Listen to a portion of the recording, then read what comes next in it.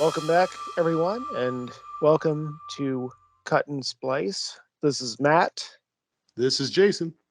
And this is Gil. and I'm very happy to also welcome my good friend and collaborator, and one of the best filmmakers with whom I've personally worked, and the rest of us have previously worked, LaJuan Johnson. Just give us a shout out, LaJuan. What's up? You just put the pressure on me. Okay. Yeah. No, not at all. Yeah. So this time around, we are talking about Terrence Malick's film from 1998, The Thin Red Line. This is oddly, I think probably one of his more polarizing movies. I mean, Terrence Malick has always been a love it or hate it kind of filmmaker. I'm generally a love it kind of guy, but even among the love it kind of guys, The Thin Red Line is uh, one of his more um, up for debate movies. It's obviously not obviously set in World War II in the Pacific. Uh, it's a 3 hour long, methodically paced, very pondering movie. And I mean, obviously, if you've seen a Terrence Malick movie, you kind of expect that. But and it also came out the same year as Saving Private Ryan, and so as a result, like the two movies tend to get compared a lot. But Pretty much anyway, inevitable. so I'll kind of just open it up to you three guys, and I'll shut up for a minute. No, so I was gonna say too. Yes, thank you, Lawan, for coming. And the reason why we have you specifically for this is because you have a very strong connection to the films of Terrence Malick and to Terrence himself, right? Yes, sir. And you told us right before the recording that you've notified him that we're doing this discussion. So and I'm glad he gave the okay. So we're not. Me too. Yeah. That's, uh, and that's cool. yeah, it is very cool, and we're excited to do this because we've been meaning. We've brought his name up several times over the course of this podcast in various ways, but this is the first movie that we've done of his directly, and it's perfect that you're here because we've discussed him so many times between us, but now we can really get into it. Absolutely. And I think the reason why we chose this movie is because we want to find movies where there might be more division about the opinion about it, so we can really get to the bottom of it, so we can hear sort of both sides. Um, I was gonna ask because to start leap off of what Matt said, and let me know what you think, Lawan, too. As I was thinking about this movie, to me, this actually reminds me, even though it came out the same year as Private Ryan, I think it's more to me closer to Full Metal Jacket than say Saving Private Ryan, um, Platoon, Apocalypse Now, some of those other war movies. Because to me personally, this movie is much. It's not really a war movie as much as it is an exploration of the the way Kubrick said this is because he made Paths of Glory and people told him like, why are you doing another war movie? He says like, and he says like, well, no, I don't want to make a war movie. I made a movie that's like anti-war. I want to make a movie about the phenomenon that is war. And this is what I feel like this movie is, where other movies are something different altogether. Well, what do you think about that comparison? Well, I agree that the one thing about because you mentioned Platoon and Apocalypse Now, I even put those in a different category. I put Thin Red Line and Full Metal Jacket kind of in the same boat to some degree. Um, and the primary, I mean, the primary reason I put them in there is because of what the film, the basically you're seeing master filmmakers tell a story or make a film um, of a subject matter that has been done in Hollywood and has been popularized in a way in Hollywood. I mean, Full Metal Jacket was kind of under the radar compared to like the Platoon, and Thin Red Line was definitely looked upon as the understudy of Saving Private Ryan. So I put them in the same category for that. I put them in the same category as it is deeper than just a war film. It's so much more than that, and it's something that, in my opinion, um, you can go through multiple screenings and catch something new every time, particularly with Full Metal Jacket and Thin Red Line. Oh, cool. I mean, what do you think, like Matt and Jason, do you think that sort of makes sense as far as that comparison? Like at least, if not taking the years into account, or they came out at different times. I think it bears a lot of similarities to Full Metal Jacket, but kind of for different reasons. Yeah, I mean, because But Full Metal it Jacket. would be better for me to talk about it after we go into spoilers, though. Get into spoilers. Yeah, but like Yeah. Full Metal Jacket, without spoiling it too much, is that Kubrick wasn't interested in showing war scenes for the sake of just showing a war. That's why the movie starts without a war. It starts in boot camp, like it starts at the origin. And he was fascinated by how do you take an innocent boy and turn him into a killing machine. And you take that path with these soldiers all the way to the end, and from there, like, it's there's more to it as things evolve, and the climax is just genius, like the way that movie ends. But let's not spoil that. Maybe we'll do it someday. That would be a good one. Yeah, but it's really just being interested in a facet of war that's within it, the boys that turn into killers. And this movie, without spoiling too much, it really focuses on the experiences of the humans, the creatures that are planted in this situation that's called war, and it's so much more. And they're not even that the war is just one of the many things that's on their minds. And that's why I think there's some similarities, because it's exploring it. It's almost the setting, but it's really not what it's about. Nobody cares who's conquering what. There's a plot, but it's really not what this is about. Just like Full Yeah. Metal Jacket. Yeah, and I think it's an apt comparison, especially upon rewatch, because I think that I've seen Thin Red Line like 8 times before Oh, before I watched it again for this episode. Uh, and the thing is, it's hard to compare it to either. I don't think that is comparable to Saving Private Ryan in just about any way.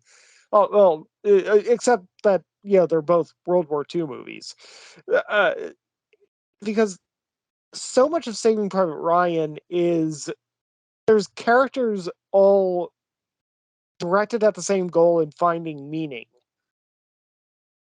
and in all this madness, as Tom Sizemore said at the end of the movie.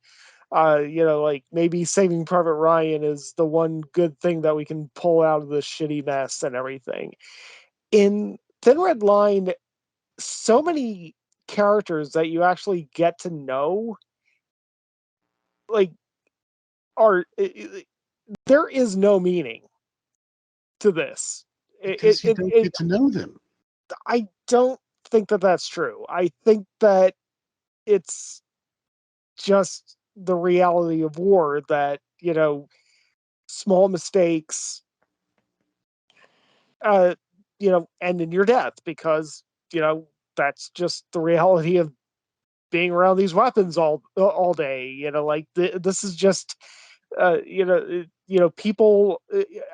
I mean, everybody is fighting their own war in their own way, and uh, I mean, I think it's one of the greatest strengths, and arguably one of the weaknesses of the movie, that it isn't about coming to one conclusion. It is about coming to multiple conclusions from multiple different perspectives. But I mean, at least that's what I'm kind of, pushing out of my head right now. But yeah. Um, and again, I'm trying not to spoil anything before we get Yeah, into, we might have to get to that that pretty section. soon. So yeah. Yeah, I mean, so what would be like, let's start with you, Matt. Like, what would be your rating for it? 8.5. Okay. Yeah. Jason? I'd probably go with a 5. 5. Cool. I mean, for me, it's back when I first watched it, I gave it a 7. I, based on my rewatching, I want to give it an 8. Like, I want to nudge it up, but I almost need to be convinced to some degree. I liked it better, but I don't know if enough to, because let's say if it was a low 7, then I might be like 7.8, 7.9 now. But I'm really like close to an 8. And as far as recommending the movie, I do feel like that it's a tough sell, and not only that, it's also, it could mislead people, because if you see a trailer with a bunch of soldiers and guns, people have this expectations of exciting battles and stuff, and there's a little bit of this in here, but this is not your dad's war movie. I Like, think the trailer was misleading, if I remember correctly. might be. I didn't rewatch it for this, but it doesn't matter. It's yeah, you definitely needed to market this. Like, this needed to be a trailer, even though the movie itself is not the classic Terrence Malick, um, flowy, dreamlike. There's moments of it. There's flashbacks. There's sequences, but the movie itself is shot pretty normally compared to some of his other work, and but still, the pacing, the poetry, the voiceover, that stuff. If you're not prepared for it, you're gonna get smacked in the face, and a lot of people might not get with it. But if you know that this is what it's going for, and if the trailer were to sell it that way, and I think it did a little bit. I think, if I'm not mistaken, in the trailer, there's shots of the kids' feet like in the water, sort of like the whole imagery and stuff. I think was a little bit in it, but yeah, you need to understand that it's an art film. It's not a war film. That's pretty much needs to be the selling point. It's an art film set in a war, basically. Yeah. So you don't like getting slapped in the face? Okay. No, I like it, but I think a lot of Yeah. people, like, but even me, if Yeah. I'm sitting down to watch a movie, it would be nice to know that this is not a war movie. There's soldiers, but it's an art film. It's an art house movie that's 3 hours long, and there's a bunch of soldiers in it. But you need to be prepared for that mentally. Yeah, but otherwise, if that's what you're going Yeah. for, I think this does a really good job, and I think you should watch it for that reason. I definitely, if you're a movie lover, you should watch this, because it's amazing to see what, in the right hands, could be done with a war movie. Mhm. You know, that's what I think. What about you, LaJuan, as far as Well, it's hard for me to give it a ranking because, but what I will say from the start is I would give it a 9.5. And the reason for that is because I was when I graduated from high school, my first year of college, before I went into the military, I was told by a professor that I needed to see this film because I hadn't watched it. I was a Saving Private Ryan buff. And I had the DVD of Thin Red Line, but never watched it. And she kept telling me I had to watch this film, and so I watched it, and I did not appreciate it until after I got back from Iraq. Then it changed everything for me, and so my experiences in the war, my experiences in that life, changed my whole perception of the film. So I would say that in 1998, 99, I probably would have given it a 6. But in 2005, 2006, I gave it a a 9. And I stand with that even with rewatching it. I watched it again today. Um, and I hadn't watched it since I bought the Criterion. So and that I don't remember how long that was. So I hadn't watched it in a while, but I was like, yeah, this movie is very, very special. And when we get to the spoiler things, I'll explain why I think it's so special. But yeah, I agree with what all of you are saying. Um, but I would almost challenge when you say that it's an art film and war is a part of it. I almost want to say, you know what, it's still very much a war film. It's just told with a different lens. Um, and like I said, when we get to the spoiler part, then I want to definitely share that, because I think that um, we can't have a million Saving Private Ryans. You know what I mean? And we can't have a million Thin Red Lines. And I think that that's what makes Thin Red Lines special in its own right, is that it's not like Platoon or Saving Private Ryan. Cool. So I guess Great. we could get into the spoilers. So if you want to start us off, one. Oh boy. Spoilers. Well, okay. You guys stop me at any moment. Stop. No, just kidding. Well, the one thing that I would say about this film is that, where I mean, starting with Saving Private Ryan, I want to say that obviously both films are cinematic masterpieces, Saving Private Ryan and Thin Red Line, and they came out at the same time. And but where Saving Private Ryan, it's an intimate film, in a sense that it's intimate, where you know who your characters are. I think Matt and Gil, you guys mentioned this earlier. You know who your characters are. You know what the mission is. You know what you're trying to do. So for that, it's intimate, and it's gritty and dirty. The way they boosted that shutter speed up in the film and made you feel like you were actually, in D-Day, and how dirty and grimy it was. That was beautiful. That was great cinema. Great cinema. I think what Terry did with Thin Red Line is he made it intentionally unintimate, and you find intimacy in it not being intimate. And the reason, and the point I'm making, is that we have these different characters, all these different characters, but there's no star, even though there was star power in the film. There's no star whatsoever, because in truth is, in war is nothing but faces. You know what I mean? So when you think about it, I think that it was almost genius to make the movie look like one thing and be about something else. I know that some of the criticism that was received was that, Adrian Brody was promoted in this film and was cut out of the film for the most part. He was supposed to be a leading a leading character in the film, and he was cut out to a couple of lines and about 5 minutes of screen time. And I know that a lot of the some of the actors with their egos were upset that they weren't in the film as much as they thought they should have been. But I think that that's the point. When you're dealing with real war situations, you're going to deal with different faces, different type of people, and there's not a hero.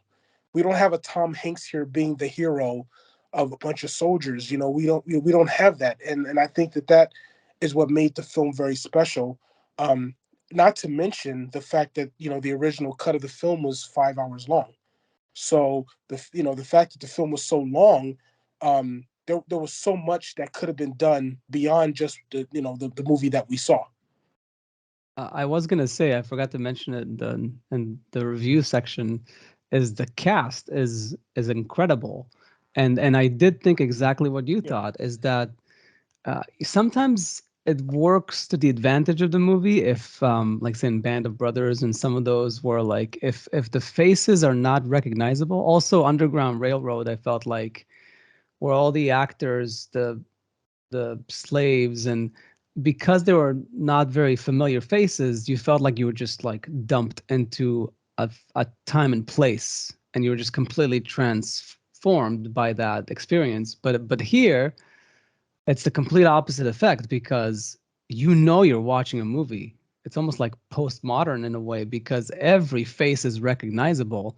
And I was like, did these people like, I mean, John C. Reilly was already in Boogie Nights, you know, when he did this. And you know, Woody Harrelson was in a bunch of stuff in the mid 90s. So these were like, each of these people could have led this movie, but none of them did, and that's brilliant. It's very interesting because then you engage with them so easily without them even having a role, and I thought that was a very interesting choice. Yeah, and Jesus was the main character without even being Jesus yet. Yeah, Yeah, that's very true. What I learned about this film is that there were so many directions that the movie could have went as far as main characters are concerned.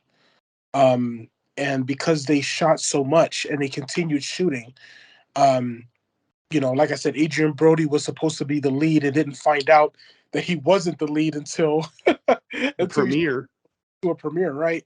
So, and I'd have again, been pissed. you know, I mean, yeah, you know, but I think that when it comes down to the bigger picture being the fact that the story needs to be told, um, you know, I mean, how Terry handled that particular situation, I don't know, but I kind of feel like, you know, well, yeah, I mean, you know, when actors put in their work for a movie, they expect to, you know, be able to be seen. And so, you know, how does that work? But I know that there were so many different directions that that they could have went to tell this story. So many different directions. So Yeah, you know, and the funny thing is, you know, upon another rewatch, I still come back to Adrian Brody's character of Fife. This is one of the best actors in the movie. Like, you know, I mean, he's doing so much with just his eyes and his reactions whenever you see him. This guy really is a talent that we've kind of elevated to the top of the world and then kind of dumped on afterward. And not like, no, this guy's good. This guy's really good, and he's always been really good. And Terrence Malick clearly understood that he was really good. And I think this was before The Pianist, right? So I mean, like, oh I yeah. mean, yeah, right. So I mean, I, I mean, he cast a lot of stars, like, you know, Sean Penn, and yeah. By the way, Nick Nolte, one of his best performances ever, That I'll agree with for sure. easily. Uh, John Cusack. By the way, I think that the whole thing between Elias Cotes and John Cusack and Nick Nolte's, you know, whole decision in that area and everything was actually kind of brilliant because Elias Cotes looks like, you know, a big, strong, masculine guy who's just going to be gung ho and take his men up the ridge, and John Cusack kind of looks like a, you know, smaller guy who might be a little bit more reticent, but Elias Cotes was the guy who's going to be like, oh, you know what? I'm not going to take my men up that ridge because they're all going to die. And you know, he's the guy who didn't follow orders, and you know, like, you know, and there's just such a matter of perspective there. Uh, that's great, but yeah, I mean, Adrian Brody actually did stand out to me even when I saw this movie for the first time and didn't know who Adrian Brody was going to become as like okay, this guy's got something going here. You've got a wide shot with like 5 guys in the frame, and they're all in focus. And I'm looking at Adrian Brody and what his eyes are doing. Right. Yeah, to Right. me, I mean, I definitely agree about that. I think he did him a favor by doing that. So hopefully appreciated it to some degree, even though he had like less screen time. But I feel like this movie to me almost feels like, whose line is it anyway? That show, that Drew The Carey thing, improv show, yeah. the improv show where a lot of comedians like would, and Curb Your Enthusiasm is the same way as well. Like these shows that people come on as guests almost as a challenge to see if they can pull off the improvisation and stuff. I feel like this movie basically was this opportunity for great actors to come in, do 1 or 2 scenes, and see if they can steal the show. Like, George Clooney had one scene in the end. Like Nick Nolte had a lot to scenery to chew. Like he had more stuff to, there's a few like that had more scenes, Caviezel and Sean Penn, but still, even within that, and we should get to Jason's criticisms so we could get more into depth with that. But it seems like it was an interesting challenge to have these many characters and these many A-list actors or just A-list character actors and see how they can make so much out of so little. I found that very cool. Yeah. But that said, I do want to hear Jason's opinion as far as the Are you character. sure? Yeah, we need to get into that. I'm just worried it's going to be a big downer. That's all. No, I mean, because then we can counter. I'm just worried I'm going to completely ruin your view of this movie forever. And I think I'm already convinced. No, in all seriousness, I think it's very important that I just start by saying that I really do like Terrence Malick. I've only seen 4 of his movies, but of those 4, 2 of them I really, really liked. And I don't hate this movie. I did when I first saw it. I'll just say that. Like, I really disliked this movie when I first saw it. Watching it yesterday and the day before, I really definitely, my opinion of it went up a lot from where it was. But yeah, I don't know. It's kind of hard to know where to start. Like, I think the movie's a mess. I couldn't help but, like, as I was watching the movie, think about Brian Cox at the beginning of the movie adaptation. He's got this whole like thing where he's teaching a class for a bunch of writers, and Nick Cage is like trying to take notes, and he's like all up in his head and stuff like that. And Brian Cox is just so passionate, and he's yelling, and he's like, "And God help you if you use voiceover in your work, my friends. God help you. It's flaccid, sloppy writing, and any idiot can write a voiceover narration to explain the thoughts of a character." And that was just ringing through my mind the whole time I was watching this movie. But it's hard to know where to start. Like for one thing, it's weird. It's weird to me that this movie is a World War II movie. I don't know how detailed you want me to get into this. Like at the beginning, right? So you, after the like 15-minute long thing on the island, the little paradise island thing, they kind of sit down and you find out what's been going on. And Jesus and Spicoli have their serious conversation, revealing that Jesus has been taking like a long AWOL vacation on his little island, right? But then you find out it's like his 7th time being AWOL. And then we spend like the next 30 minutes in the belly of the ship, like listening to all these different soldiers basically talk about how they have like no desire to be doing what they're doing. And like, I understand that. I am not built for war either. I'm sure if I was in a war, I would be very unhappy, but like, the movie doesn't spend any time at all showing the Japanese or the Axis powers It doesn't show, like, establish the worldwide threat that's, like, happening. The fact that there's, like, a country that's attempting a hostile takeover, and in some cases genocidal takeover of the entire world. It doesn't show Pearl Harbor or anything like that. So it's kind of relying on our own knowledge of World War II and everything. But it's important that I bring that up, because none of that's established, and all we're seeing is the negative views of the soldiers in the situation. And that's important because, then also right after that scene, we see the brass, like the shitty brass, like, making their terrible top-down decisions with that well-written scene between McNulty and Travolta, and you're like, oh, this is not going to go well, and they're basically, it's a pretty bad mission. You can already tell, and essentially what I'm getting at with all of this is these are all things we see in war movies a lot.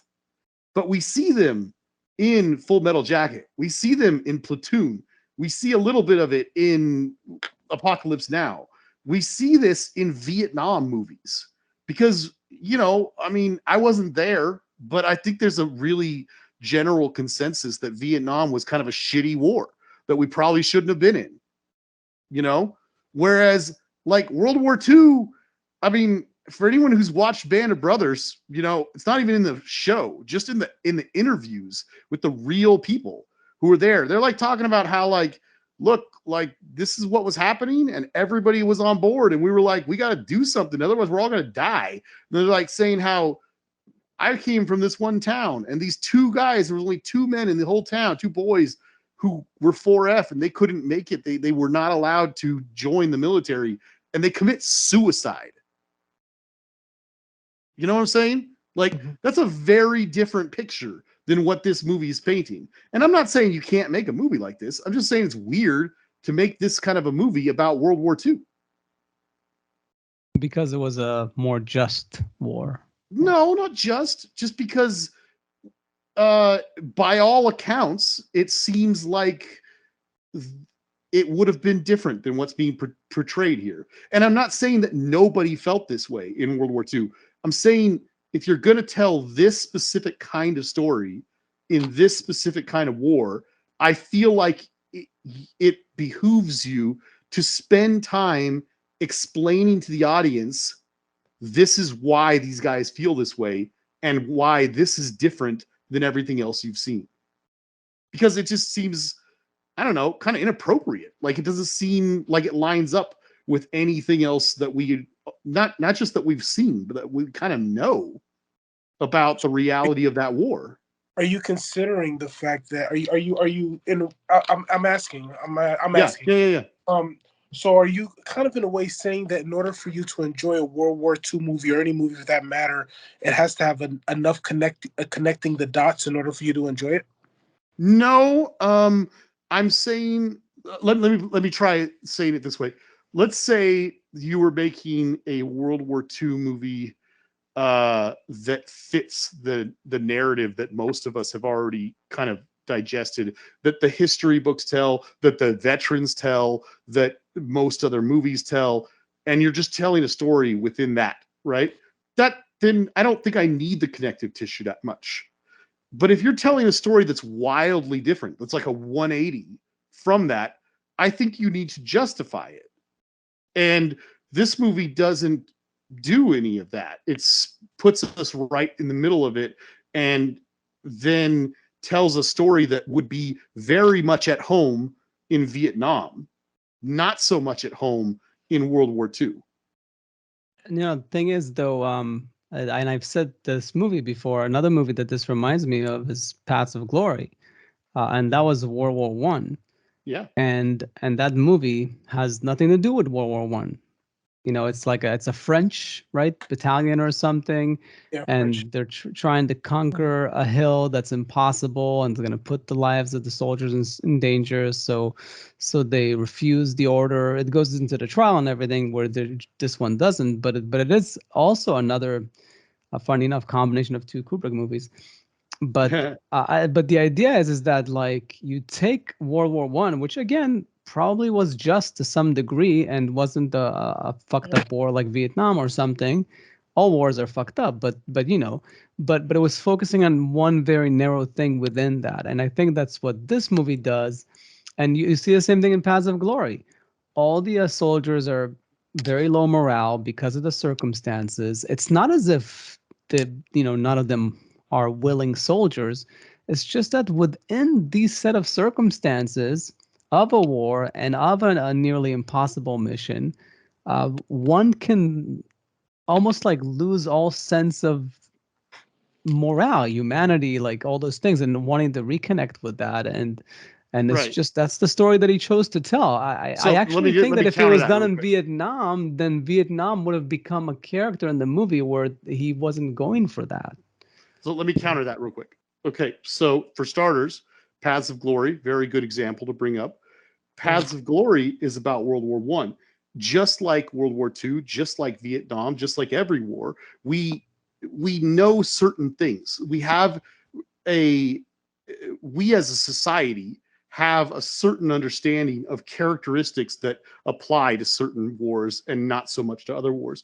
Both Vietnam and the Civil War both share a very similar trait in that both of those wars can be described as really horrific events, largely not just because they're wars. All wars are terrible, as you said. It's definitely a very true statement, but both of those wars are very different than every other one that we've talked about, simply because both of them can be described as the battlefield tactics were pretty much outdated compared to the battlefield tech.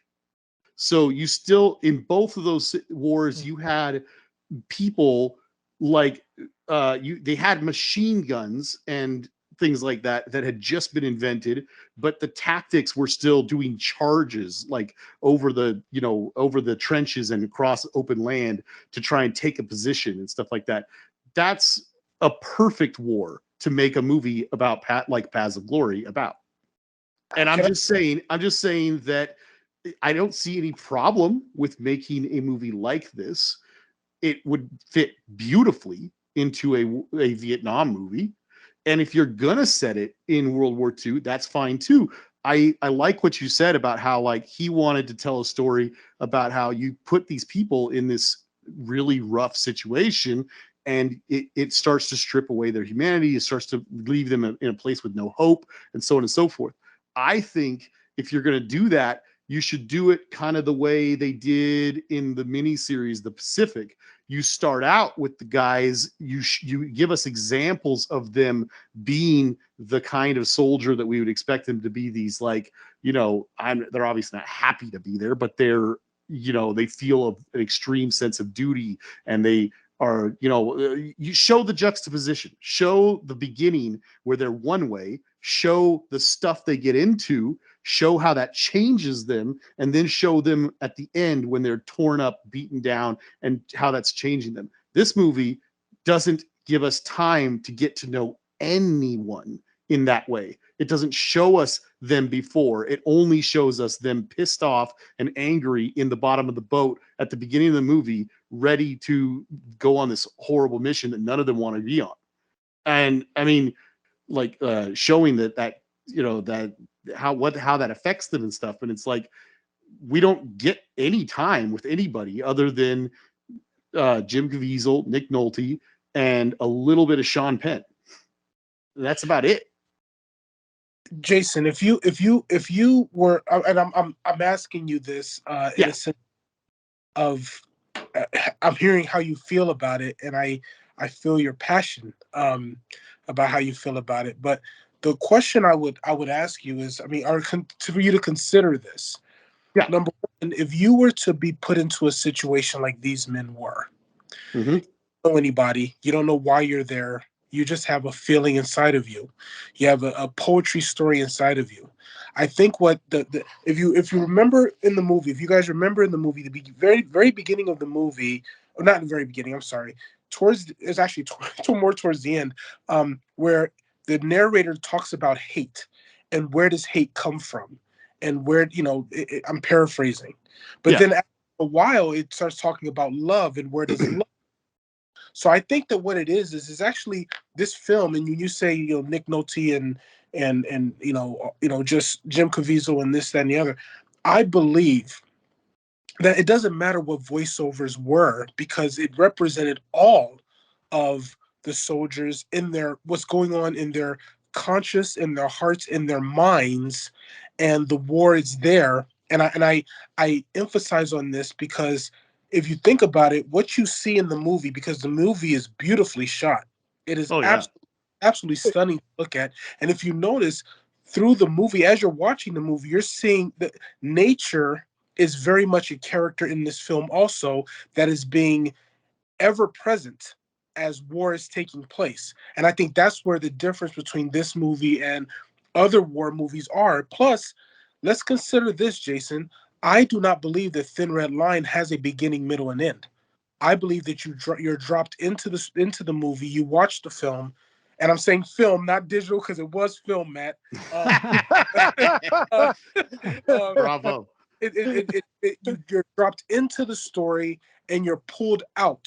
And so I think that when you watch the movie, you can't watch it with your typical linear narrative mindset. You have to kind of watch it as if you're being dropped in, you're watching it, and then you're being lifted up and you're being taken out, and you want more. You want to know what happened. You want to see what's going on. And so I feel like I understand everything that you're saying, but if you think about it, because there were so many voiceovers in the movie, if I'm not mistaken, I believe 8, I think.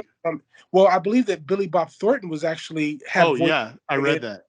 and so it's like we have it wasn't even about who was doing the voiceover. It was more along the lines of what was going on in the psyche. And that's why I can say that when I got out of the war and I seen Thin Red Line again, it changed my perspective, because it was like you're telling the story from a perspective of what's going on in the mind and the heart of a person. And I think that that was beautiful, because, and you talk about the Japanese were to me equally as important. And it's just that we didn't get many subtitles or any subtitles of what was being said. Everyone was ravished by this war of the Battle of Guadalcanal, which is the focus. We didn't Yeah. need to hear about, Pearl Harbor. We didn't need to hear about Hitler. It was about that one conflict. Okay, Luan, you just blew my mind for a moment, and I just kind of need to unpack this out loud. Okay. Uh, in terms of, I mean, it seems like you're making kind of an argument of like a collective consciousness. Very much so. Yeah. I mean, that's the whole And point of the movie. right, and uh, so like we've been comparing this to a lot of movies, and the funny thing is, I worked IMAX projection on Dunkirk, Oh boy. and it was a couple of days after I started working on Dunkirk that I wrote the review, just saying like, this is a Soviet film. And I mean, not that it was actually made under the Soviet Union or anything. Obviously, I understand history, but Soviet cinema has always done that, where it's not about the individual; it's about the collective.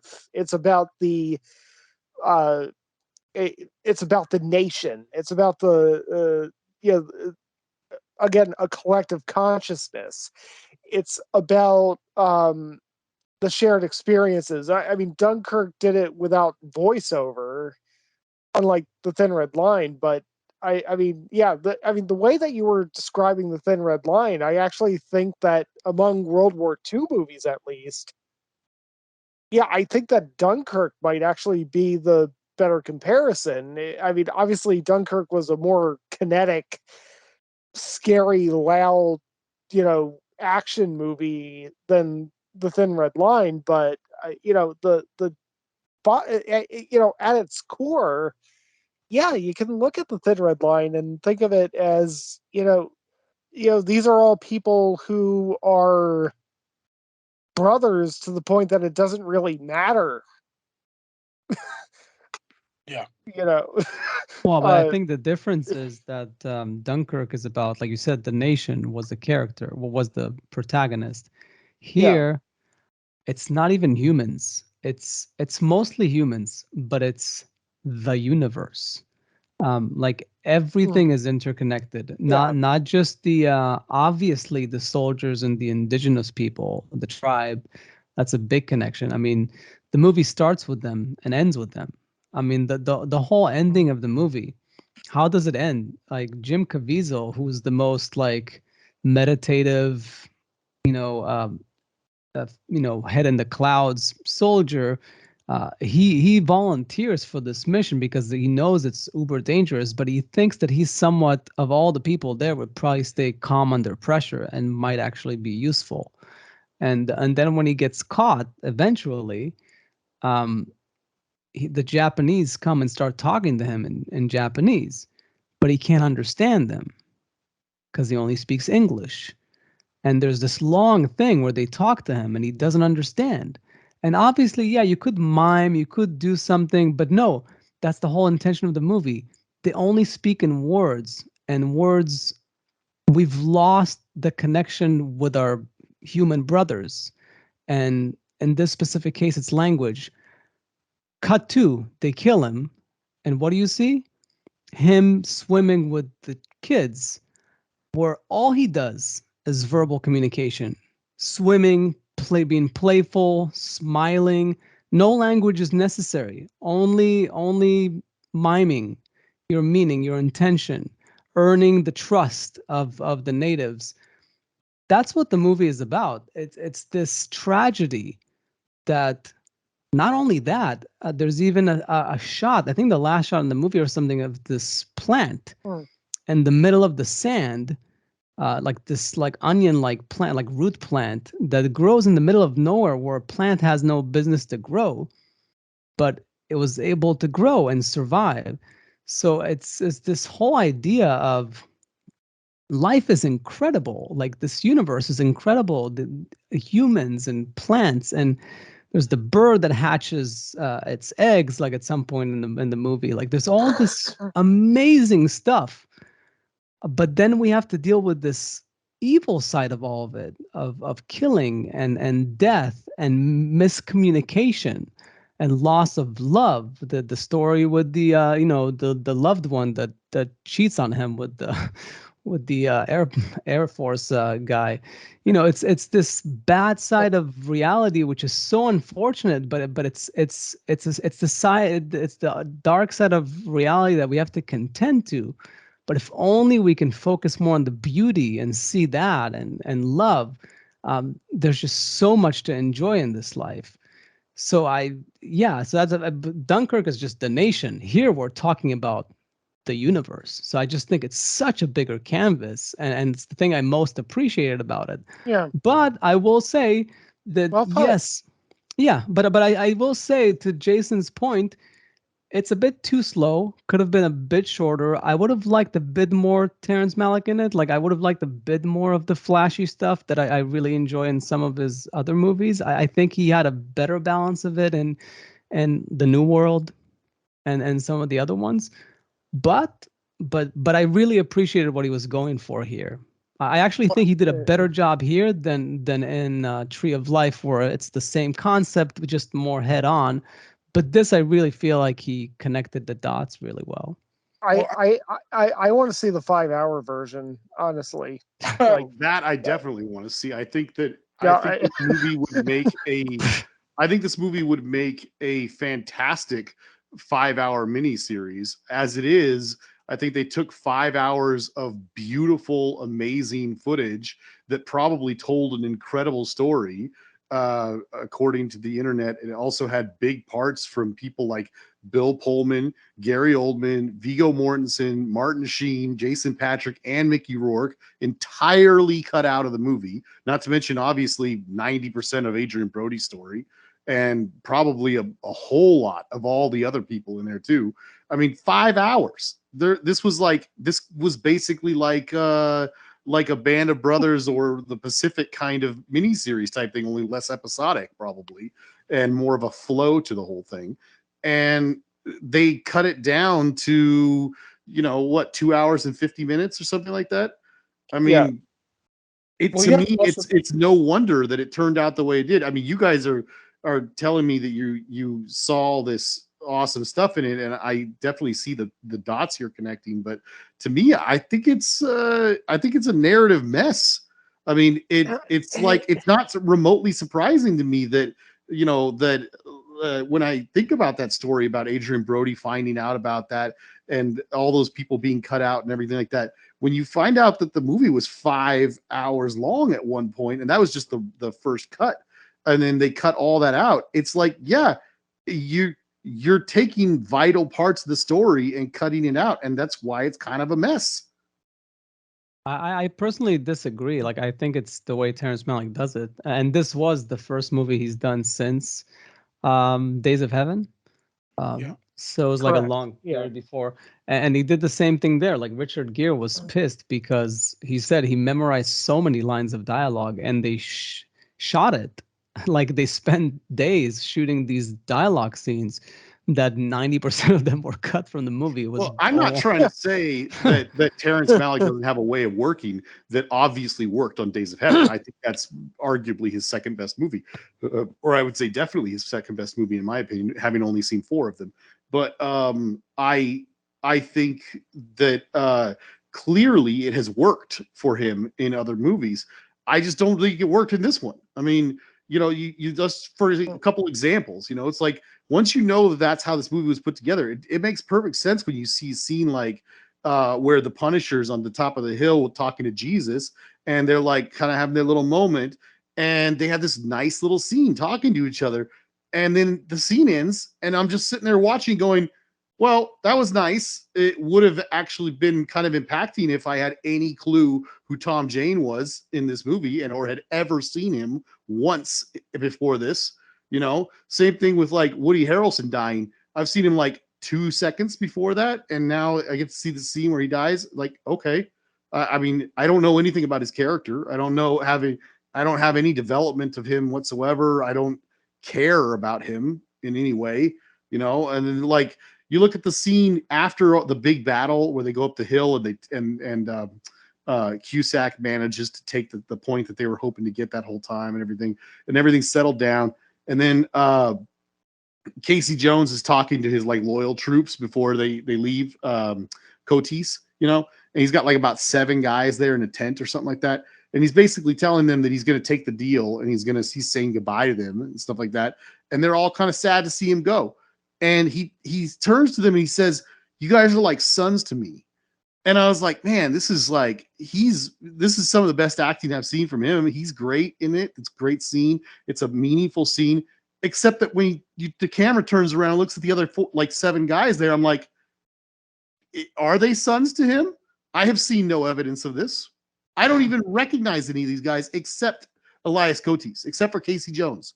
None of them have had a single moment in this movie that was meaningful, because it was all cut out. Like the only people who have any like lengthy scenes and get cut back to and stuff like that are like Jim Caviezel, Nick Nolte, and Sean Penn, and that's about it.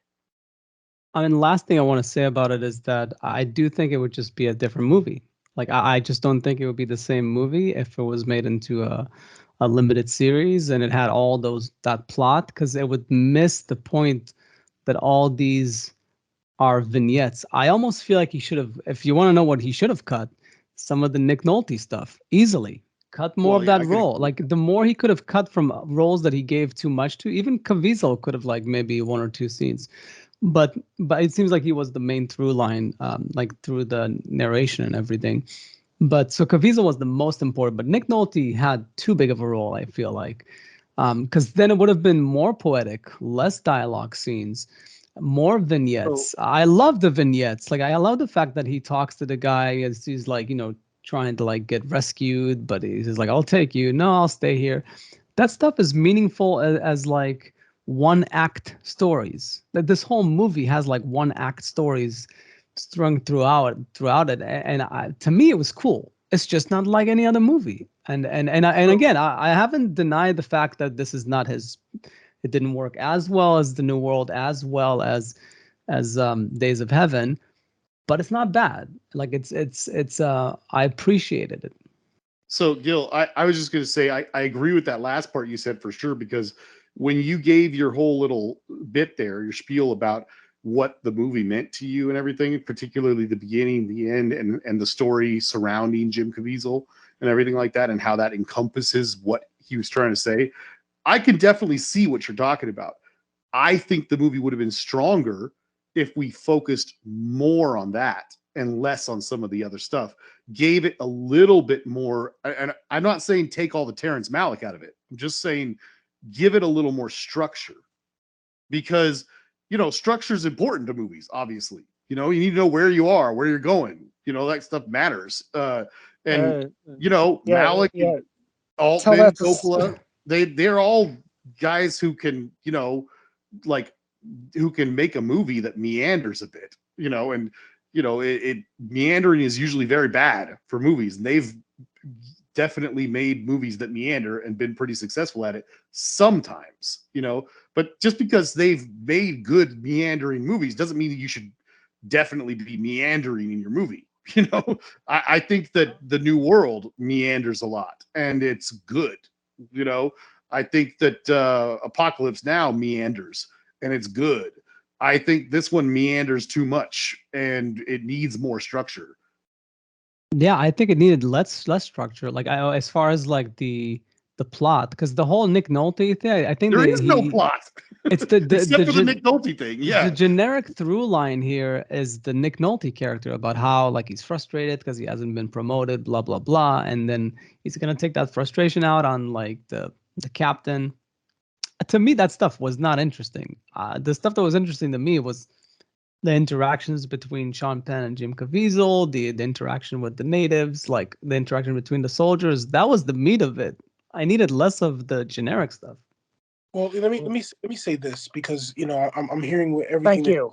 you're saying, and here's the thing. What's funny? The Nick Nolte situation. If you think about it, if you think about the beginning of the movie, it's talking about nature and war. Just like with Tree of Life, they're dealing with nature and grace. If you think about it, right? The mother being representing grace and the father representing nature. Nick Nolte represented war. Jim Caviezel represented nature. And what was very funny is if you really think about it, right? Jim Caviezel's character is trying to find peace, and I noticed this. I noticed it a few times a long time ago when I watched it, and when I saw it again today, I was like, "Oh snaps! It really is there." If you notice, I don't know if you guys remember the movie. If you notice, there's a flashback scene where he's watching his mother, and his mother's dying. Jim Caviezel. Oh, yeah. He said he has the desire to find the same peace in death. But if you notice, there's a bird cage in the shot. If you notice the movie later on, after I believe it's after Jim Caviezel goes back to the to the Islanders, because at first the Islanders is peaceful, it's this paradise, but then he sees the Islanders again and they're in war, they're angry, and then he also notices that there's peace amongst the brothers that he's with in war. But when he's walking around the little house with Sean Penn, we see the tree, the bird cage again. And I'm like, oh snaps! And this is right before he's about to die. So I felt like what happened was Jim Caviezel found peace, and Gil, you mentioned it. We didn't understand what he said. Well, I know people from the Japanese, whatever, and they told me what the Japanese soldier says, because I was curious. I don't know Japanese. And you could tell, and when you look at the performance of the soldier, the Japanese soldier, you see the pain in something that he's saying. And so I think that what happened was Jim Caviezel found peace, that same peace that his mother had. He found peace in him dying. And so I understand with the Nick Nolte situation, because he represents war. He doesn't care about life. He cares about his promotion. He doesn't care about anything. And he's a few words, choice words for being that person. But when you get a chance to see those things all around this surrounding with war, and Gil, you mentioned about the guy and his wife, that's to me one of the most heartbreaking scenes in the movie, because he literally has nowhere to go. He gets this letter from his wife saying she's leaving, and he's walking around with this letter and he has nowhere to go. And I think that I understand, Jason, what you're saying.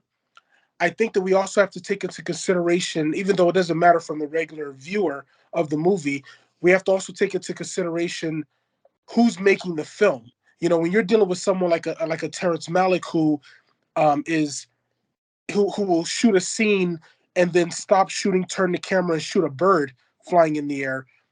You have to recognize that you're dealing with somebody that is a little bit different. And Yeah. from what I was told by him was that scene with you said with you said Punisher and Jesus Yeah. talking with Jim Caviezel and Sean Penn talking on the hill. I didn't Oh, know you mean this, Tom Jane? Yeah. huh? Tom Jane and Jim Oh, Caviezel, okay, or are no, you talking about the Birdcage one with Sean Penn? no. Well, there's a scene with Sean Penn and Jim Caviezel talking, not in the hill, but they're talking in the grassy. In the Birdcage, right? Not, Or not. or No. This is like outside. This is what. oh, okay. Well, forget Yeah. it. Well, I'll say this. There's a scene where they're talking and they're outside, and they're talking to each other. And what was really funny is that scene was shot in two different locations, and they did movie magic, obviously, to make them look like they're actually talking to each other. Jim Caviezel, Oh, Guadalcanal, and Sean Penn was in Catalina Island, and they shot the scene to make it look like they're together. But if you think about it, if Terry who normally has a skeleton independent student film crew size, you know what I mean, and he's just shooting at the speed of thought, then when you talk about the structure of it, this movie is developing structure as you're in the editing room and you're putting it together. But I think that the bigger picture is what is the emotional connection and the emotional point that we're trying to make here, and being willing to sacrifice an actor's screen time to achieve that can't be easy, right? That would be very tough. But when you think about it, it's like, okay, you know, there's people that are still waiting in line to work with Terrence Malick to this day. yeah. So there has to be something going on, right? There's got to be something going on. So Well, I think he's made very good movies in the past. well, yeah. I mean, and honestly, this movie, I can't speak for, I won't speak for Days of Heaven, and I will certainly won't speak for Badlands.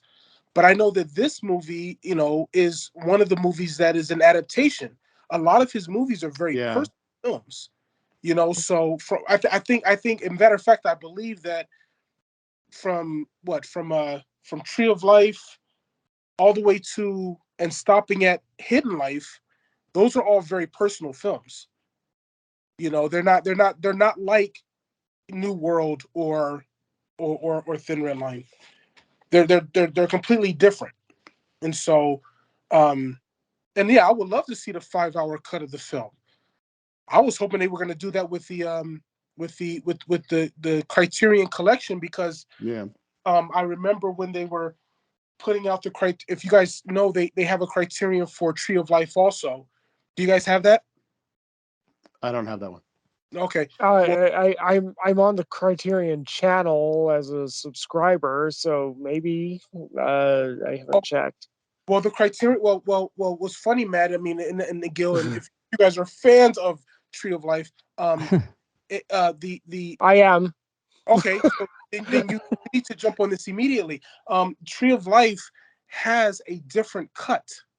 So you have the original theatrical cut, and then you have another cut that didn't make that was tossed on the editing room floor. You have a totally different cut of the movie, and he has two versions of the movie on the Criterion Collection.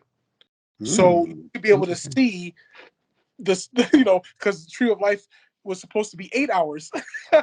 So, Is it 8 hours long? no, it's not that long. Oh. But I believe that the new cut is a little under 2 hours, but it's there's stuff in there that I was like, oh wow, like it would be cool to add this with this. It could have been cool to put them together, but yeah, it's one of those things where Terry moves at the speed of thought, and he enjoys doing that, and I think that at this point in his life, I don't think that it really matters to him um, how people feel, because his movies are his babies, and once they're released for people to see, they're not his babies anymore. Yeah. You know what I mean? And so Yeah. it's just so but yeah, I think that Thin Red Line is a very, very special film, and you have to take it in context, not comparing it with others, but saying, okay, you have to have something like this. I believe you have to have something like this in cinema. If you follow the same war movie starter kit, you're going to have the same thing over and over and over again. And I think that there's something very special when you do something a little bit different and you have a different perspective on it. Yeah. That's why, I mean, that's to get off into my craziness, but that's why I feel so bad that that Schindler's List was made and Aryan Papers was not. I really wish that they would have Aryan Papers. If Stanley Kubrick, he stopped doing that. He was going to do it, but I would have loved to have seen a Aryan Papers by Stanley Kubrick. To see what his perspective would have been on a horrible event in history.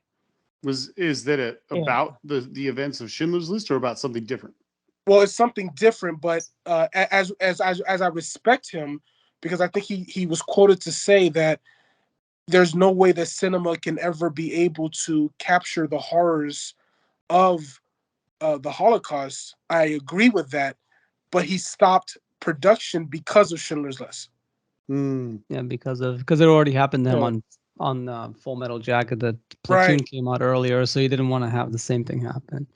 But thank you for the. I was gonna say thank you for the analysis, because now I appreciate Thin Red Line even more. I didn't think about the thing that Nolte's storyline is not only parallel to Caviezel, it's also the thematically opposite, like to balance it out. So it makes perfect sense that he didn't cut either of their stories, but cut more of the other stuff. So that's cool. That's I for if nothing else, Nick Nolte's character was so unappealing that I just kind of like tuned him out, But I feel like, oh wow, that's great that it was actually a point to that. Well, I don't know if it's true, but I heard that Nick Nolte actually, when he got the role, he wrote a little book about his character on his own. So he wrote a whole background on his character, because a lot of his scenes were improv. So that's what I was told, or what I read about. But I was like, okay, I don't know if that's true. I mean, I would hate for Nick Nolte to write a book about his character and he only gets 5 minutes of screen. But yeah, I mean, I thought his performance was awesome. I thought it was great, and at the same time, yeah, it was just like, okay, but if you remember, neither Jim Caviezel or Nick Nolte had more. Well, they had more screen time than others, but they were even let go a little bit, and we focused on other things. Yeah. Yeah. I was going to say, you guys something real quick. Because you guys have all seen this more than me. I saw this one time when it first came out on cable or HBO or something like that. And then I saw it the other night. So I get the part that you were saying, LaJuan, about there's after the battles are over, there's a thing where Jim Caviezel is talking to a couple different people, and it does seem like I don't think I was picking up on it, but I'm thinking back to the scene now, particularly when he's in the little house that's the bird cage that you're talking about, and he's talking with Sean Penn. He's looking up through the ceiling and stuff like that. I can kind of see the scenes you're talking about where he has kind of an epiphany at that point, but I want to ask you guys, do you see any point before that scene, before the battle takes place, the first battle, where anything of any significance happens to his character? Because I don't understand how this guy who went AWOL 7 times and clearly has no interest in doing his duty or being a part of the military, suddenly gets to this point where, there's a scene in the movie where he's staring at a match or something, and he says to the person next to him, "I've got to get back to my company," or something like that. And he says, these are my people. When he said that, I am not joking at all. I literally thought it was sarcasm. I did not think he was being serious in the scene. And then not the actor, but the character. I thought he was joking. And then the very next time you see him, I believe, I'm pretty sure it's the very next time, they're in the shit and there's stuff going on, and Elias Cotis, Casey Jones is trying to like manage this whole debacle, and he's been relegated to Come on. yeah. And Jesus has been relegated to a stretcher carrier that he's not happy about. He's doing his duty. He's carrying off dead bodies, which makes sense. And then they need somebody to pick up a gun and run up the hill, and nobody wants to do it. And he runs up and goes, "I'll do it." And he grabs the gun and he stops real quick and he goes up to Casey Jones and he's like, "Hey, boss, captain." He's like, if I survive this, can I come back to the company?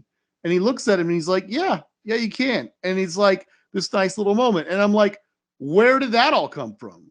Because a few minutes ago, the last time I saw this guy, he was trying to get the hell out of the military. He was trying to like run away forever 7 times in a row. So where did this character change come from? I wouldn't go as far as say that there was necessarily a character change. I think that we have to also take into consideration that World War II Army is not the same as now, or even as the same as in the 70s or the 60s during Vietnam. I think that there was a need, and things would a person going AWOL wasn't abnormal, and them being, and the worst thing you can do instead of sending them home is putting them back in the crap, in the mess, so I don't I hear what you're saying, and in that situation I don't really try to think of a logical way to explain that. I just say, okay, well, things were a lot different in the World War II military than it would be now. I mean, you can't go AWOL once without getting into a lot of trouble. So Yeah. so I wouldn't I can't really, do that. You know what I'm saying? I'm just wondering what happened to his character. Like, why did he suddenly do what's almost a 180 and But isn't the decided now whole thing with the Sean Penn relationship is that he kind of gets him, that he's a serial AWOL kind of guy, but he keeps coming back? It's just that's because it is his people. It's just that he's not focused enough to always stay there. Well, I mean, that's the reason why Jim Caviezel was eventually cast as Jesus, is that he loved his enemies so much, right? That he kept coming back, right? But now, I mean, it just strikes me as he's a guy who has a certain reverence for the world and nature, and like as he said at the beginning of the movie, I've seen another world, uh but at the same time he said he's seen another world, but he's aware that he's living in this one, and that's not an easy thing to do. I also kind of think that Jason, you kind of brought up some of the history of World War II. Sure.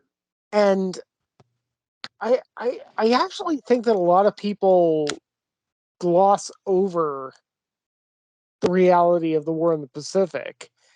Like, I mean, because the war against Hitler, in Europe was just so cut and dry. Like, this guy's a fucking he's a fucking Nazi. So, It shouldn't have been that funny, but it was. Yeah. But I mean, the war in the Pacific, I really have come to think that, and this might actually make part of your point, Jason, that people don't really know the history of the Pacific side of the war very well. Realistically, the Japanese Empire wasn't all that much better than Nazi Germany. I mean, like, you know, if you were taken captive under the Japanese during World War II, if you're an American soldier, you were probably fucked. Like, you know, I mean, you're probably done. I mean, I mean, it was pretty brutal on that side of the world too, and I don't. Maybe the movie failed to really examine exactly the stakes that I don't want to say our guys, but the soldiers of these United States were going up against, you know, uh, with the Japanese. But like, you know, I think that, you know, there's a little bit of a perspective there, like with Jesus's final decision at the end of the movie and everything like that. That, you know, like, well, I'm done, and you know, we're under this guise of an insurmountable force, and you know, really brutal force that is not going to show us any mercy. So, like, let's just all, you know, pull together. But I don't know. I'm just throwing out words now, so I'll stop talking. I don't want to pile onto these sort of points too much, but it's interesting you brought that up, Matt, because one of the things that I found a little frustrating with the movie, just on a like a personal level, as I'm watching movies, sometimes things confuse me, and I usually wait till the end to like look stuff up because I don't want to interrupt the movie, you know. And that's what I did with this one too. So I was confused while watching the whole movie. And this is going to sound so stupid because it's going to sound like such a pet peeve kind of thing, but it really frustrated me. It's like, you know, you said that a big problem might just be that we as a society don't know enough about the history of the Pacific theater because there aren't as many movies and books and stories about it. You know, aside from Iwo Jima and Pearl Harbor, that's pretty much what we know, you know? And I was just wanted to point out that like, that like, what little I do know about Guadalcanal was my understanding of it was that it was famous because, you know, the Marines went in and had a big battle there, and it was like big, you know, worldwide news and everything. And that's and then I saw a little bit of it depicted in the miniseries The Pacific. That's more or less what I knew about Guadalcanal. And then I'm watching this movie and I'm like, these guys are clearly Army. They're not Marines. So I'm confused about what's going on here. And it wasn't until I'm like literally doing Google searches and researching stuff after the movie that I realized that what this movie is depicting is that after the initial battle with the Marines and everything, that was kind of like the big newsworthy stuff about Guadalcanal, and made it a named that people know about and associate with World War II. That kind of like took the beach, I guess, or something like that. And there was this big hard fought battle. Then what happened was the events of this movie, which is the Army showed up and then spent a bunch of time taking the rest of the island. And it's just like, that's the kind of thing where I'm like sitting here watching this going, I don't understand what's happening. And then I have to look it up later and for it to make sense to me, you know? I didn't know. I thought they were Marines, but because they came by sea, but I guess because it's a specific kind of transportation for Marines. I really don't know. I mean, the opening sequence in Saving Private Ryan, they use the same kind of landers, and they were all Marines. No, they were Rangers. Or the Army? Oh, they were Rangers. They were Army. Yeah. well, Because well, that's the funny thing about this is that in Full Metal Jacket they're Marines, but there's no water involved. I know. So- I think I could be wrong.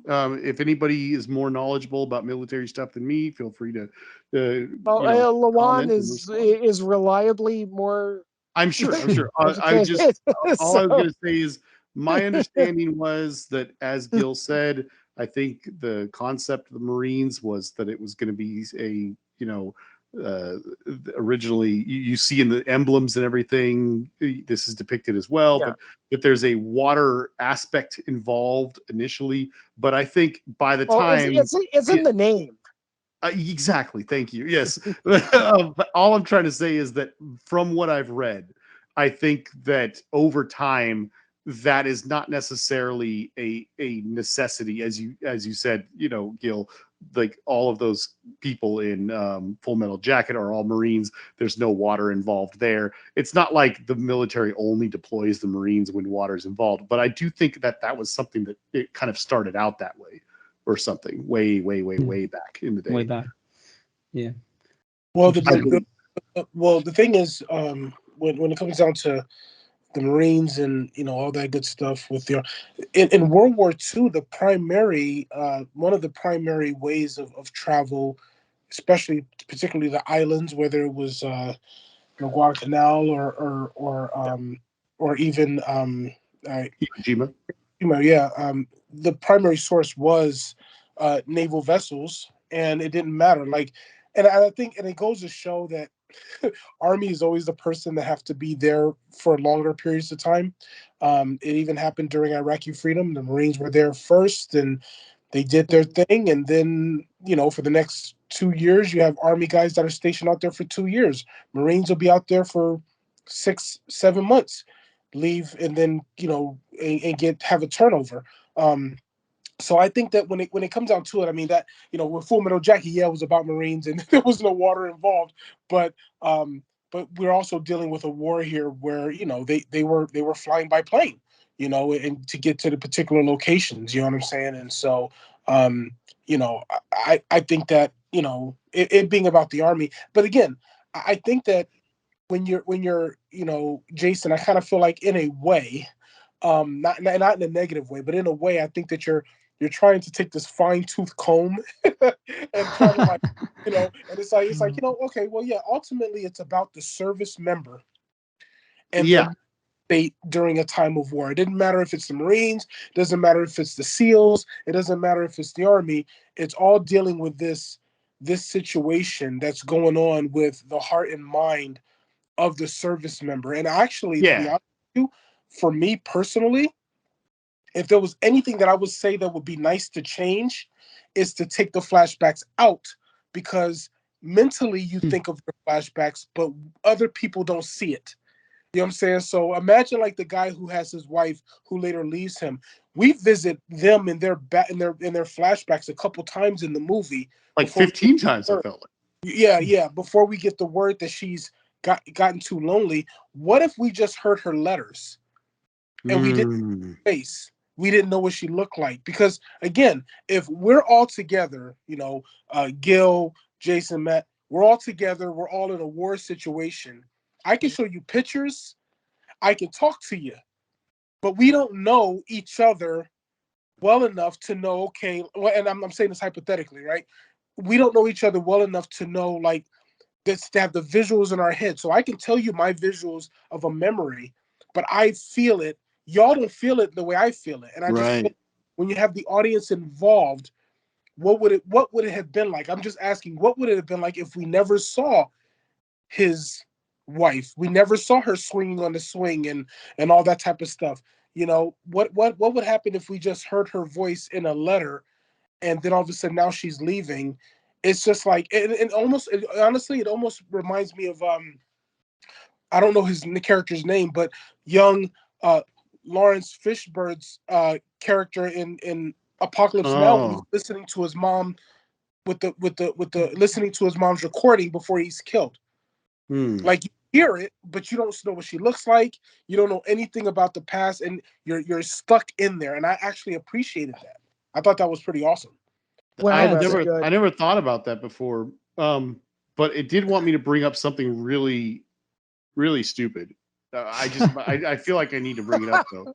No trusting. And I want to stress this. Okay, before I say this, LaJuan just drops a truth bomb, and you want to say something stupid? Well, it's involved. What you say. It's kind of involved. I never thought about it that way, but I kind of agree. I think it might have a really interesting effect on that character's story to not see the flashbacks. But I don't know, really. I'm just kind of venturing out there to kind of agree.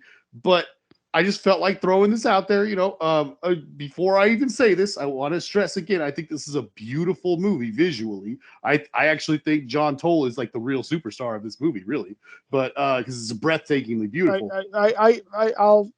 I'll have comments on that. Yeah. Okay. Yeah, okay. yeah. But all I wanted to say wind it down. So after I this, we'll get feel very odd about those flashbacks that you were talking about. I mean, I don't understand in a movie that's so beautiful. I don't understand what's going on in those flashbacks. Like they're kind of having like really weird PG-13 sex.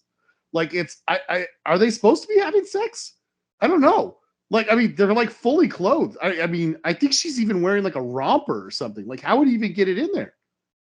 I don't know. This gives me sort of like an opportunity. Like she's having an O face. I mean, like. I mean, I've been meaning to say this for a few minutes now, so it's probably a good way to squeeze it in, and then Matt can go into the cinematography rant. But I personally, I couldn't do it without the flashbacks. To me, the flashbacks make it more tangible. They're cinematic. It's what he does, and what I guess he was testing the grounds for, like, for Tree of Life and for like the New World, like where he did more of this stuff, this floaty camera that I for some reason I felt like there wasn't enough of it.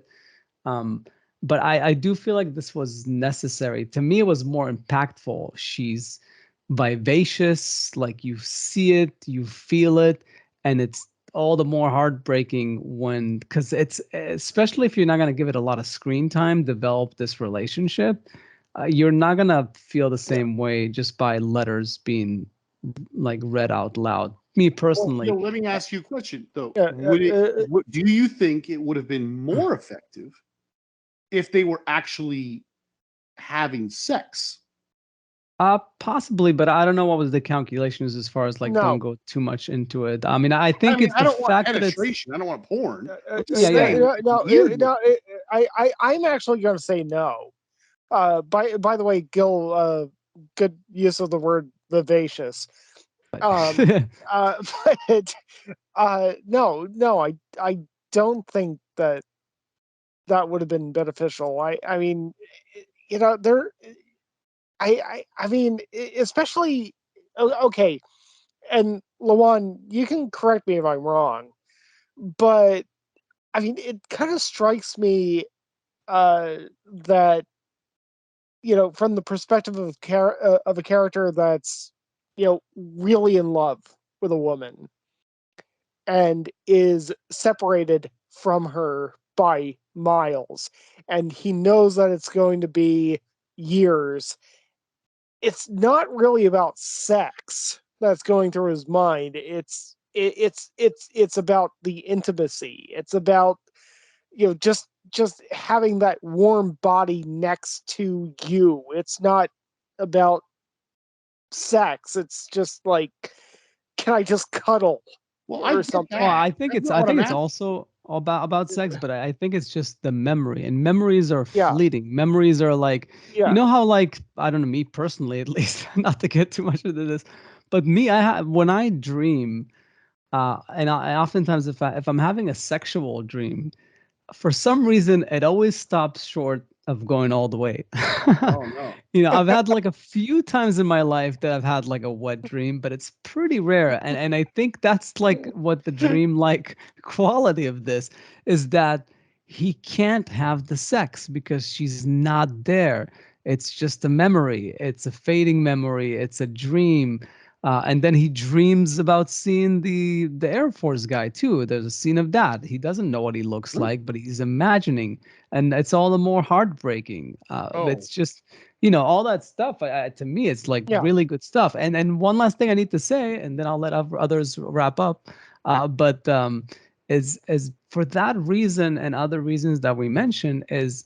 And LaJuan said, like, I'm so glad that this movie is out there. This needs to be made. Like we need to have a war movie like this. And I need to correct myself because some episodes ago, I said something along the lines of like Terrence Malick, like, didn't make enough movies early in his career, and then he started making too many of them, or saying something to the effect that maybe because he made too many of them all in a row, that there's like a few misses there. But I think because I said something about what's really important about him as a filmmaker, is that he's extremely influential, and other new coming filmmakers have taken cues from him, like Barry Jenkins and some other ones, that took the idea of flow of consciousness, kind of like stream of consciousness type of filmmaking, and combined it with different stories and maybe slightly more traditional stories, but still with that stream of consciousness thing. And his influence on cinema is almost more important than his movies because it's going to live on. But at the same time, I appreciate the fact that I don't care. He should make as many movies as he wants to make, even if they're not all hits, because we get to have this. It's like a war movie, but it's like a Terrence Malick war movie. It's a movie about discovering the new world, but it's a Terrence Malick movie about discovering the new world, and it's different. And I'm just so happy that these movies are out there. And who cares? Who cares? Like, I think people should make as many movies as they want. Well, let me say this. That was great. Let me just so I don't forget. I will say this. As far as Gil, when you talk about the flashbacks, I don't disagree with you. I just always wonder what if we did not have the flashbacks. Not so much that they were out of place, because I don't feel that way. I think that every point that you made about the flashbacks was spot on.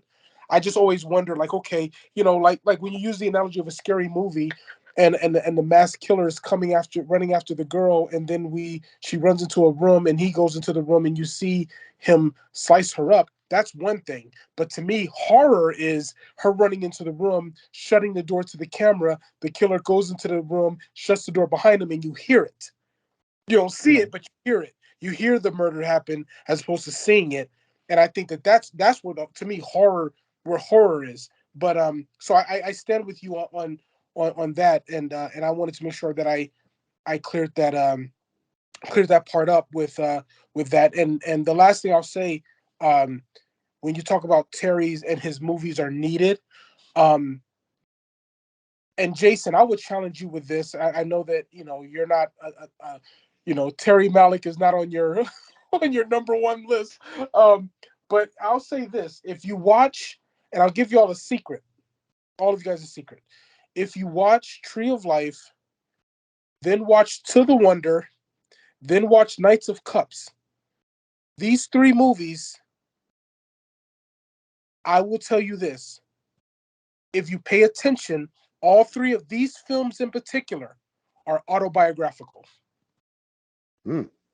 So if you ever and here's the thing, because he doesn't do interviews, he doesn't talk to people, he's if you really watch all three of the movies, and not in order, you don't have to watch them in order, it doesn't matter.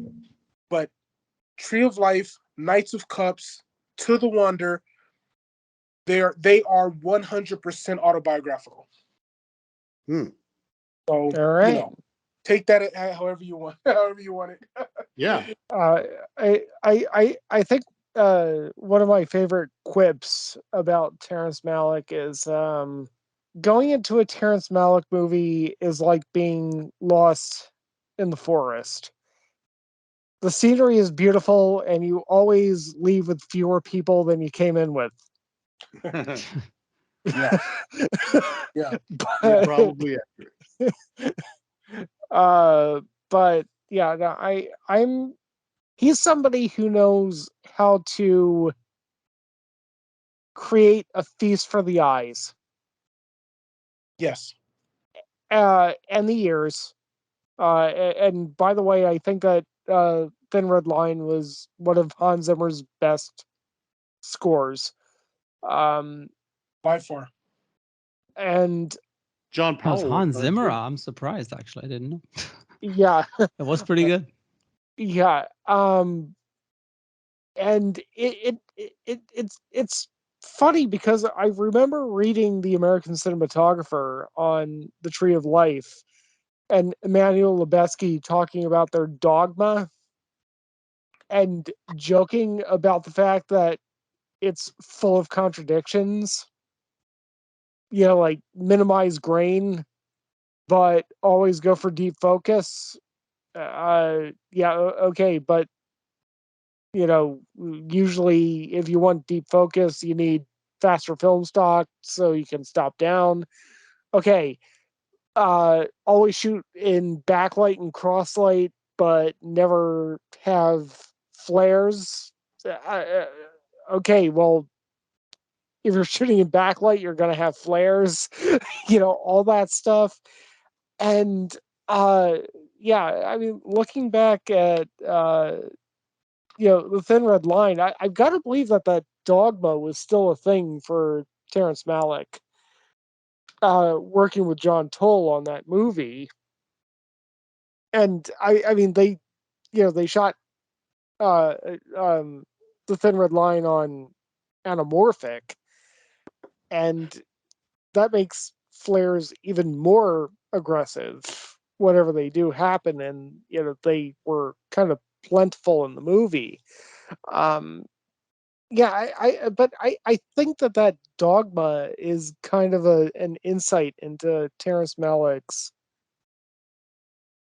mind as a filmmaker, as a poet, as probably kind of a weird guy. It's just like, yeah, I mean, two things can be true at the same time. And screw it. It's the Jungian thing. Yeah, Jungian? Full Metal Jacket, the one with it's got the peace Oh, the sign on the dichotomy of man. dichotomy of man. yeah, precisely. Yeah. I want grain and no grain. I want flares and no flares. I want backlight. Yeah, it's Also just, collective unconscious. yeah, yeah, Jungian. and I mean, for his last few films, he's had one of the masters of cinematography in Emmanuel Lubezki, uh, uh, working within his dogma, and I mean, I don't think that I could do it. I don't think that I would have the capability. But yeah, I mean, there's something special there. Like I think that there's uh, something in that where Terrence Malick demands the impossible, and he knows that it's impossible, and he still demands it, and he gets as close as he can to it. Eventually, he just decides, this is as close to impossible as we're going to get. I mean, if Terrence Malick were any more methodical, I don't think that we would ever see a Terrence Malick movie. Hmm. Yeah, because I mean, he would just blow bajillions of dollars worth of film. He would blow bajillions of dollars worth of time and effort, and he would just say, screw it. This isn't perfect. If he were more methodical, I think he's kind of at that right level of methodical. So, There's also a carefree mindset too, I believe. yeah, There's that we may not have it right now. I don't know exactly what's going on, but we're gonna get there. I remember that when I was doing songs, I was having a very difficult time on how to execute certain things for the mhm, film. And I tell you, when I talked, to his wife, Eki, and I said, I really don't know how to handle this piece or whatever, and she got off the phone with me, and a few days later she called me up and she said, well, I was talking to Terry about your concerns, and um he says just shoot away, just shoot. I'm like, yeah, but I don't know what I'm shooting. Like, I don't know what I'm supposed to do. And it turned into a just shoot, it'll come as you're shooting. So, and now me, I was making a digital, right? So it was okay to Yeah. just shoot. But I think that that's something that the kind of the philosophy that he has is just going out there and shooting. And now that he's starting to do more digital films, I think that he doesn't have the monkey on his back as far as money is concerned, um, to to get it right the first the first time. I know that he's not a cut director. He doesn't say cut. He just shoots, and sometimes he shoots until the cans the film rolls out.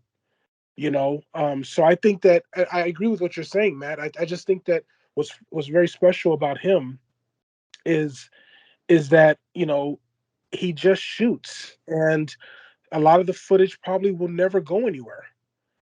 I would love to be in his editing room and take some stuff that he didn't use from all of his movies, right? Wouldn't that be Yeah. awesome? Can you imagine?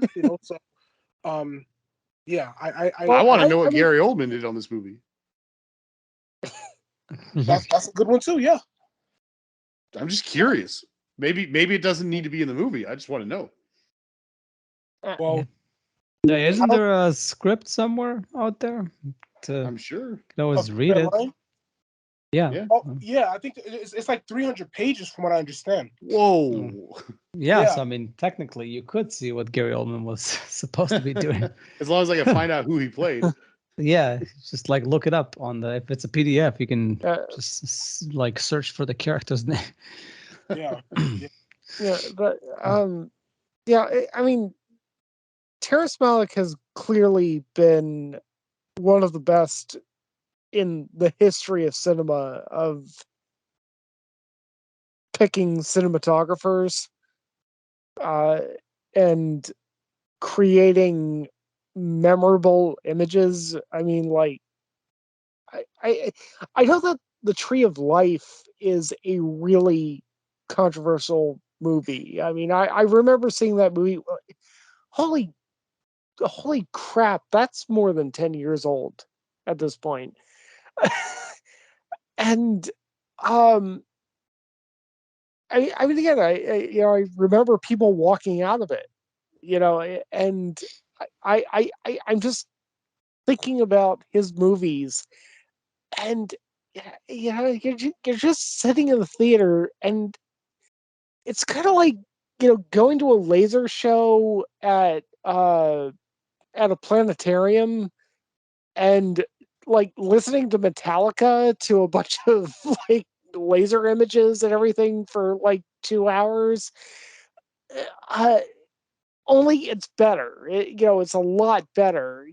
But you're just letting it wash over you. It's not. In a lot of ways. You've got to look at Terrence Malick in a way that I think a lot of us don't really understand poetry, Mm. because like it's not supposed to be something that you get right away. You just eh, you're just sitting you're sitting down and you're reading words, and they're washing over you, and they're beautiful, and maybe you don't understand why they're beautiful right then and there when you're experiencing it for the first time, but then you experience it, you process it, and then you go back and you're like, okay, same words. Holy fuck. This is something amazing. I think that's something that Terrence Malick has given to cinema that most people haven't. And I'm aware that I used a profanity right there, and I'm not being entirely poetic, but No, poetry can be but profane. I think that um I I think that Terrence Malick has given something to the world of cinema that I strain to think of anybody else doing the same thing. Uh, uh, That's its own thing. Yeah, he's deeply unique. He's incredibly valuable. I'm not going to say that he's a perfect filmmaker. Obviously, I mean, I didn't give Thin Red Line best my best rating, but I mean, the guy just knows how to create a visual language. And the funny thing is, he creates a visual language and also puts the verbal language over it. Uh, but I think he's actually better at the visual language than he is at the verbal language. But yeah, screw it. Uh, but by the way, but I think the use of voiceover in this movie was brilliant because I know Jason yeah, mentioned a criticism about it, but it's genius if you want to connect all characters as a stream of consciousness, mm, collective unconscious. You have them all do a voiceover. That's never been done in a movie really to this degree, yeah. where like it's different voices, but they're all human voices, and it's just one connecting tissue. I think it's genius, but but I I get it. think the Some people don't voiceovers like. would have been a lot better if it had been all one person doing it. Like they said they No, recorded like that's the whole point, so though. No, that's So what no, you no, lose that's the. what no, you're no. saying. I'm just disagreeing with you. Okay, I mean, I Yeah, think yeah. that I would like to hear Billy Bob Thornton's 2.5 hour long narration. I mean, you're saying a big collective conscience. I think having one voice speak for everyone would have communicated that better. But it might have been jarring if like you're Uh, seeing a uh, character, but he's not the one talking. I think it's yeah, jarring when you have I, 8 different voiceovers. That's what I think is No, it's a jarring. connective I tissue. think it's ridiculous. yeah, It's Jason, okay. I could not disagree with you more.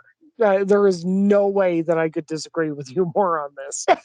Yeah, but it's I totally think the fine. I only mean, everybody movie I've has. ever seen that has multiple characters doing voiceovers in the same scenes is the David Lynch Dune, and it's so cringy and laughable when you watch that. This is less so because it's supposed to be a little bit more stream of conscious and a little less directly what the character is thinking as they're staring at another person in the scene.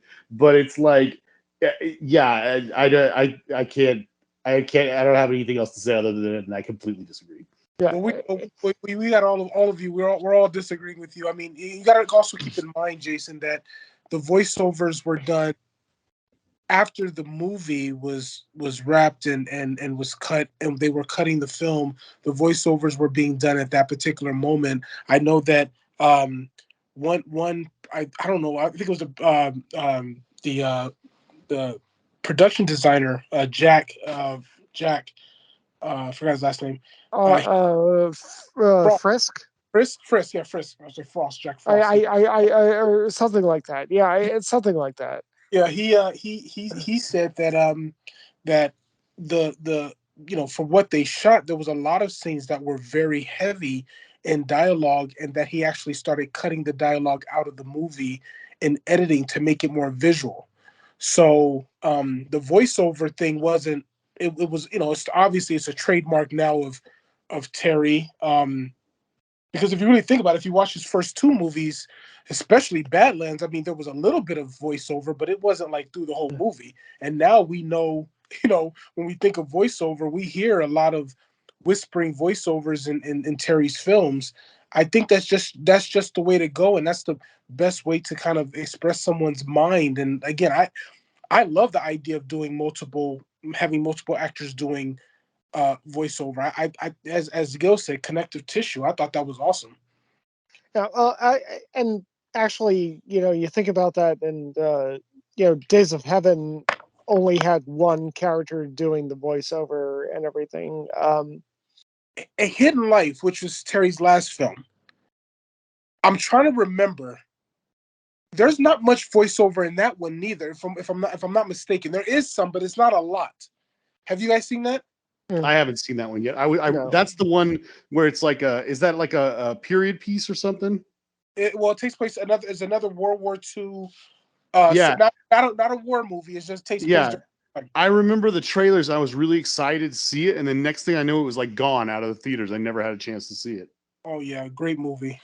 Another great movie. But anyway, I don't remember there being as much voiceover as like Thin Red Line or New World or even Tree of Life. Now I want to see it even more because it's interesting that it's a bit different. Trailer looked really good to me. I just wasn't sure. It just was like I remember it just disappearing from the theaters, and I was like, It got actually better reviews than the movies prior to it. So I was gonna see it. It just never worked out. But this definitely motivates me to catch up on the ones I haven't seen. Yeah. I'll try to watch it tonight. Actually, if I have the energy. But why? You don't have to kill yourself. I disagree, Matt. You must watch it tonight. Not to mention, he's like an hour later. He's like Matt, 11 p.m. I don't know if you're gonna like it too much. Why? Well, you'll probably like it just fine, but just be warned. When I had the opportunity to go to his office, and he showed me footage from Hidden Life, probably about 5 or 6 months before it was released, and I asked him. I said, "Man," I said, "this is some beautiful image." I said, "What camera did you use?" And I don't think you're gonna like the answer, man. He said, "Oh, well, we used the Red camera for this film," and he said a couple shots we used the Osmo. I was like, "The Osmo? The Osmo? Like the little Osmo?" It's like, "Yeah." I was like, "Wow." So he said color grading does a lot of great things. So I said, "Wow." So he shot some of the movie on film, some of it on digital, and they were able to make the match. So. Oh, I think Ansel Adams once said that the most important piece of equipment in a photography setup is 12 inches behind the viewfinder. Namely the photographer. Yeah. And of course I'm saying that after I just bought a 4x5 camera and all that stuff. Well, man, I'm gonna just start calling you Mr. New Beverly. Long live 35 millimeter. Yeah, I won't. I won't go against that. Well, I was just gonna say, to reiterate everything I was trying to make, my points I was trying to make is simply that I really like several of the Terrence Malick movies I've seen. I just think that some of his other ones he seemed to do better than this one. I think I definitely liked some of the stuff you guys have said as far as like especially some of the symbolism that I missed, when I was watching it and things like that. I just think that there's probably, even within the cuts of this film, I think there's a better movie that could exist with it. But my favorite thing that I read when I was looking at this movie was a review that somebody wrote that said simply, makes Apocalypse Now look like a focused and concise piece of work. Oh, wow. That's pretty harsh, man. Wow, okay. It is harsh, but it was a Rotten Tomato thing. I'm just saying. Everybody has their opinions, but yeah, I mean, you're looking for a specific kind of movie that this just wasn't. You just watch a different war movie. Specific kind of movie. I like Terrence Malick movies. I just think that his formula turned out a better movie in his next film after this one. No, there's no denying. We've, I think, all said that like we have other movies of his that we like more, but and maybe this was a testing ground for some of these things that he later did even better. But it is what it is, and I'm glad we have it. And yeah, it could have been better, but there's no changing that. Well, I mean, if you're going to make a World War II movie, you're, I mean, you're not going to beat Come and See. I mean, Come and See is the best movie ever made. So, Well, I mean, it's not uh, my uh, favorite, war movie, but it is a very good movie. We did, Yeah, pretty much right. state it was one of the But a masterpieces. scary ass bird. Yeah. Stork. Stork. Yeah, that's a bird. Yeah. It is, yeah, bird. Anyways, okay, so But- I can cut this now. Yeah. But yeah, but thank you so much, LaJuan. Hopefully, we haven't scared you from maybe doing this again sometime in the future. Let me know when you want me back. I'm ready to go. You got me all pumped. Right on. We'll definitely have you back. Great.